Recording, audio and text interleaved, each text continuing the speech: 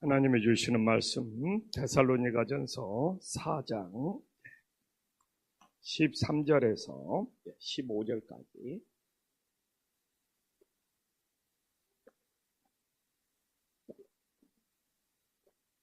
데살로니가전서 4장 13절에서 15절까지 한 목소리로 봉독하겠습니다. 형제들아, 자는 자들에 관하여는 너희가 알지 못함을 우리가 원하지 아니하노니 이는 소망 없는 다른 이와 같이 슬퍼하지 않게 하려 함이라. 우리가 예수께서 죽으셨다가 다시 살아나심을 믿을진대 이와 같이 예수 안에서 자는 자들도 하나님이 그와 함께 데리고 오시리라.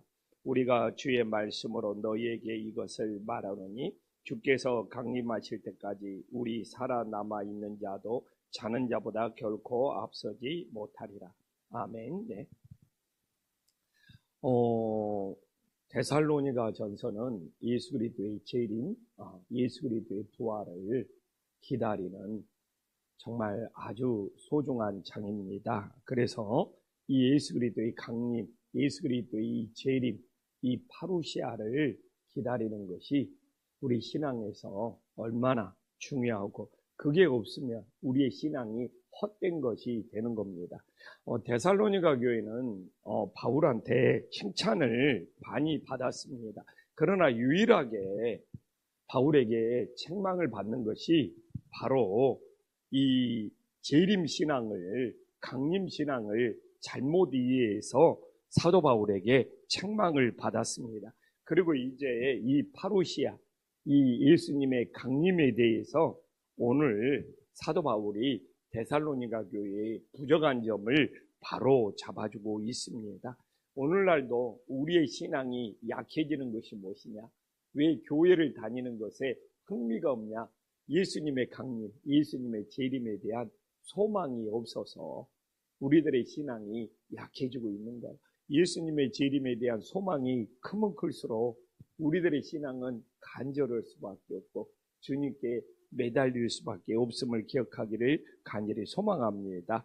그러면 우리가 이제 13절에 보면 사도 바울이 죽음에 대해서 어떻게 말하고 있습니까? 13절에 보면 형제들아, 자는 자들에 관하여는 너희가 알지 못함을 우리가 원하지 아니하로니. 여기서 놀라운 표현이 있어요.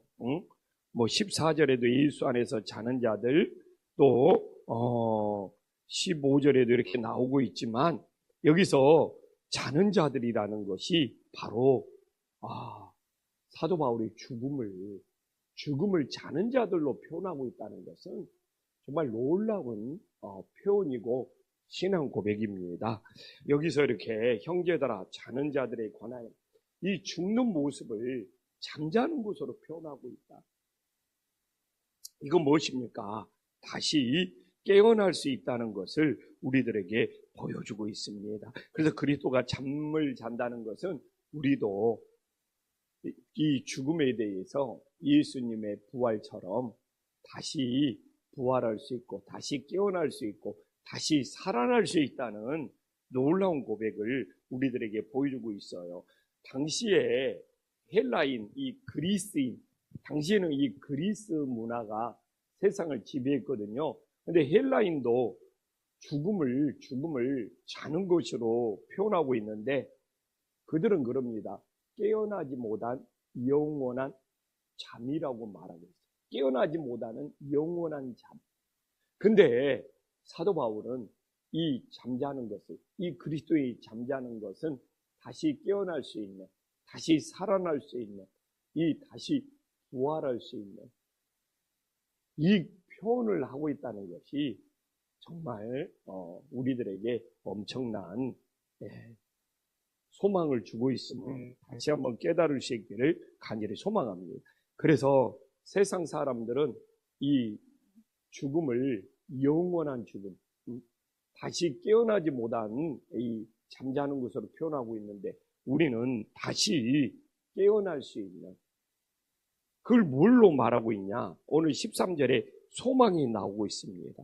이는 소망 없는 다른 이와 같이 슬퍼하지 않게 하리라. 그러니까 세상 사람들의 죽음은 소망이 없어. 세상 사람들의 잠자는 것은 소망이 없어. 그러나 우리 기독교인은 소망이 있다는 것. 이 예수님을 믿지 않는 다른 이들과 같이 정말 소망이 있다는 것. 그래서 우리들의 슬픔이 영원한 슬픔이 아니라는 것을 보여주고 있습니다.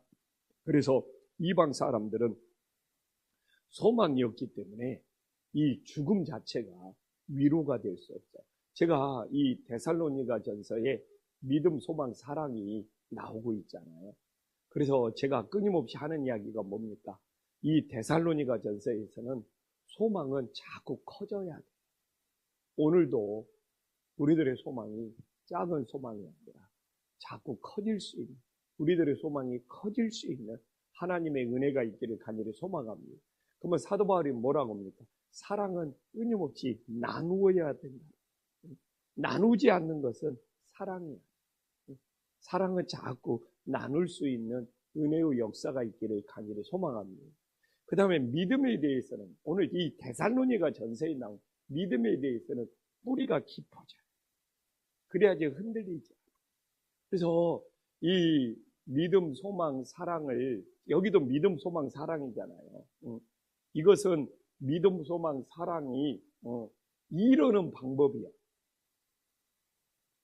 믿음은 어떻게 합니까? 살아서 역사하는 것이 이루는 방법이야. 이 사랑은 뭡니까? 수고를 해야지 사랑이라는 것이 일하는 방법이야. 소망이라는 것은 무엇입니까? 예수님이 재림할 때까지 인내하는 것이 일하는 방법이야. 근데 제가 지금 말하는 것은 뭡니까? 이 믿음, 소망, 사랑을 지키는 방법이야. 이건 일할 때 어떻게 믿음, 소망, 사랑을 가지고 우리가 사역을 해야 되느냐, 헌신해야 되느냐, 그러면 이게 정답인 거예요. 믿음은 살아서 역사하고 사랑은 정말 수고하는 만큼 우리의 사랑이 담겨져 있는 거고 믿음은 끝까지 인내해야 돼. 근데 오늘 여기에서 나오는 이 데살로니가 전서에서 나오는 소망은 지키는 방법이에요. 지키는 방법. 소망은 자꾸 오늘도 커져야 돼. 그래야지 예수님의 재림을 간절히 사모하고 바라볼 수 있어요. 사랑은 무엇입니까? 끊임없이 나눌 때 그 사랑의 크기가 2배, 3배, 4배가 됩니다. 그리고 뭡니까? 믿음은 뿌리가 깊어져요. 흔들리지 않고 우리의 믿음을 지켜갈 수 있는 놀라운 역사가 있기를 간절히 소망합니다. 그래서 오늘도 새벽을 깨어 기도하면서 우리의 소망이 훨씬 더 천국에 대한 소망, 예수님에 대한 재림에 대한 소망이 훨씬 커질 수 있는 은혜의 역사가 있기를 간절히 소망합니다. 그러면 14절에 예수님의 십자가의 죽음과 예수님의 십자가의 부활이 우리의 소망의 무엇입니까? 이 기준이 잣대가 된다는 것을 보여주고 있어요. 뭐라고 합니까? 우리가 예수께서 죽으셨다가 다시 살아나심을 믿을진대. 그 다음에 이와 같이. 그래서 사순절을 보내고 있지만 우리의 신앙의 뼈대는, 우리의 신앙의 전부는 예수 그리스도의 십자가의 죽으심과 다시 살아나심을 믿는 것이 되기를 간절히 소망합니다. 그러면 예수 그리스도의 죽음은 무엇입니까? 내 죄가 죽는 거라고 끊임없이 말해요. 내 이 자아가 죽는 거예요. 내 이 에고가 죽는, 내 이 아집이 죽는. 예수님의 다시 살아나심은 무엇입니까? 그건 바로 부활이 되는 거예요. 영생이 되는 거예요. 정말 천국이 되는 것임을 우리들이 믿을 수 있기를 간절히 소망합니다. 그러면서 어떻게 합니까? 이와 같이, 그러면서 예수 안에서 자는 자들이 돼요. 예수 밖이 되면 안 돼. 그래서 제가 끊임없이 말하지 않습니까? 이 예수 안에서, 사도 바울이 바울서신에서 제일 많이 씁니다. 엔 그리스도, 예수 안에. 그래야지 십자가의 죽음과 십자가의 부활이 내 것이 될 수 있어. 이 예수 안에서라는 표현이 엄청 중요합니다. 오늘도 우리는 기도하면서 하루를 살아가면서 예수님 밖에 있는 자가 아니라 예수님 안에 있는 자가 될 수 있기를 간절히 소망합니다. 그래서 이게 엔 그리스도. 이게 우리가 예수 안에 있으면 이와 같이라고 그러잖아요. 십자가의 죽음과 십자가의 부활이 나의 것으로 연결이 돼. 근데 내가 예수님 밖에 있으면 나와는 아무런 상관이 없어. 그러니까 예수님 안에 있는 사람은 오늘도 예수님의 십자가의 죽음과 십자가의 부활을 붙잡고 갈 수 있는 믿음의 자녀들이 될 수 있기를 간절히 소망합니다. 그럼 우리가 예수님 안에 있을 때 어떤 일이 있습니까? 오늘 나오잖아요. 예수님께서 예수 안에 있을 때 자는 자들도 이제 죽은 자들을 자는 자들로 표현하잖아요. 하나님이 예수님과 함께 데리고 오셔. 와, 이게 그러니까 죽은 자들도 예수님 안에서 죽으면 하나님이 누구와 함께 데리고 오신다는 거예요? 예수님과 함께. 여기서 예수님과 함께라는 것은 무엇입니까? 연합되었다는 거예요. 연합되었다. 내가 예수님께 붙어 있다는 거예요. 예수님께 붙어 있어. 예수님을 데리고 올 때, 하나님이 예수님을 데리고 올 때, 내가 거기에 연합되어 있으니까, 내가 예수님과 붙어 있으니까, 내가 예수님께 속해 있으니까, 어떻게 되는 거예요? 함께 데리고 오는 거예요. 이게 우리 스스로는 부활할 수도 없어요. 우리 스스로는 다시 살아날 수도 없어요. 우리는 오직 그 방법이 뭐냐? 예수님 안에 있어요. 그래가지고 어떻게 합니까? 예수님께 연합돼 있고 예수님께 붙어 있을 때 예수님은 하나님이 예수님을 데리고 온다고 그러잖아요. 그럼 우리는 그와 함께 예수님과 함께 정말 이 부활의 역사가 이 강림의 역사가 우리들에게 영원히 임할 수 있는 은혜의 역사가 있기를 간절히 소망합니다. 정말 오늘 본문을 보면 예수님을 믿는다는 것이 얼마나 은혜고 예수님을 믿는다는 것이 얼마나 감사하고 예수님을 믿는다는 것이 오늘 본문만 놓고 보면 얼마나 큰 소망이 됩니다. 그러니까 이 세상 것과 사도 바울은 이 재림의 소망이 이 세상 것과 비교조차 할 수 없다는 이야기를 정말 끊임없이 하고 있고 이 세상에서 우리가 고난받을지라도 장차 나타날 영광과 비교할 수 없다는 이야기를 사도 바울은 우리들에게 전해주고 있습니다. 오늘 우리가 사순절을 보내고 있고 이 고난주간을 얼마 눈앞에 두지 않고 있는데 이 부활의 소망이었다. 이 재림의 소망이었다. 우리가 사순절을 보내는 게 무슨 의미? 그래서 오늘 말씀을 통해서 정말 성경은 죽음을 자는 것이라고 말합니다. 근데 그게 우리에게는 꼭 예수님 안에서 자는 자들이 돼요. 예수님을 데리고 올 때, 하나님이 예수님을 데리고 올 때, 우리가 꼭 예수님과 연합된 자가 돼요. 주님의 재림에, 주님의 영원한 부활에 우리 모두 참여할 수 있는 하나님의 자녀들이 될 수 있기를 간절히 소망합니다. 기도하겠습니다. 하나님 아버지, 우리는 성경 말씀에서 놀라운 사실을 발견합니다. 사도 바울이 우리의 죽음을 끊임없이 자는 자들이라고 반복적으로 표현하고 있습니다. 얼마나 감사한 일입니까?